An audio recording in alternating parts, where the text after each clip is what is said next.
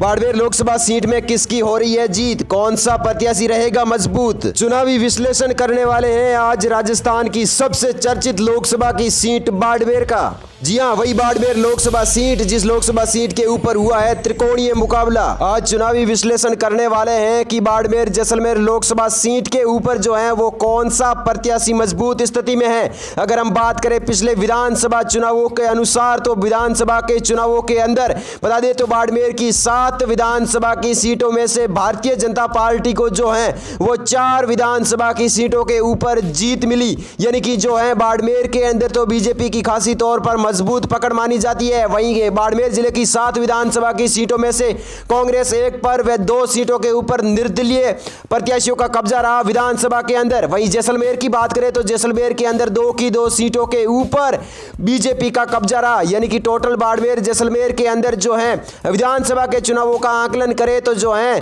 6 सीटों के ऊपर बीजेपी की जीत हुई। इस तरीके से अगर एक तरीके से देखें तो बाड़मेर जैसलमेर लोकसभा सीट के ऊपर खासे तौर पर देखें तो बीजेपी की मजबूत पकड़ मानी जा रही है। लेकिन बता दें कि लोकसभा चुनावों के आते तक यहां पर जो है चुनावी गणित चेंज हो चुका है, चुनावी समीकरण बदल चुके हैं। विधानसभा के चुनावों के अंदर जो समीकरण थे वो अभी सीट के ऊपर जो है वो नजर नहीं आ रही है। हालांकि अगर विधानसभा के चुनाव देखें तो बाड़मेर जैसलमेर दोनों जिलों के अंदर खासे तौर पर बीजेपी की मजबूत पकड़ थी। लेकिन लोकसभा चुनाव आते तक जो है इस सीट के ऊपर चुनावी गणित भी चेंज हुए हैं और चुनावी समीकरण भी चेंज हो चुके हैं।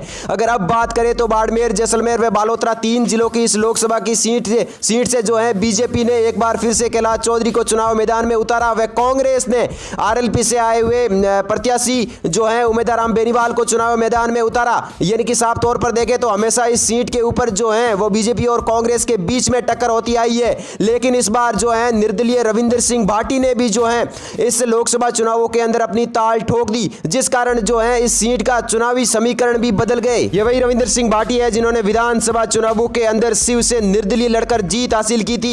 रविंदर सिंह भाटी के चुनाव में खड़े होने के बाद जो है इस सीट के ऊपर त्रिकोणीय मुकाबला हुआ। हालांकि चुनाव समाप्त हो चुके हैं और जो है इस सीट के ऊपर मतदान भी हो चुका है। अब जो है इस सीट के ऊपर लगातार एग्जिट पोल भी आने शुरू हो चुके हैं। अगर बात करें कई एग्जिट पोल के अनुसार तो यहाँ पर जो है कई एग्जिट पोल के अनुसार तीनों ही प्रत्याशी अपनी अपनी जगह मजबूत दिखा रहे हैं। लेकिन वहीं अगर एग्जिट पोल के अनुसार ज्यादातर देखें तो रविंदर सिंह भाटी और कांग्रेस के प्रत्याशी उमेदराम बेनीवाल के बीच में टक्कर बताई जा रही है। हालांकि बता दें कि इस सीट के ऊपर जो है बीजेपी का भी खासे तौर पर बड़ा प्रभाव पड़ता है। लेकिन इस बार जो है निर्दलीय रविंदर सिंह भाटी के चुनावी मैदान के अंदर उतरने के बाद जो है कहीं ना कहीं ये बताया जा रहा है कि इस सीट के ऊपर जो चुनावी समीकरण है वो बदलते हुए नजर आए।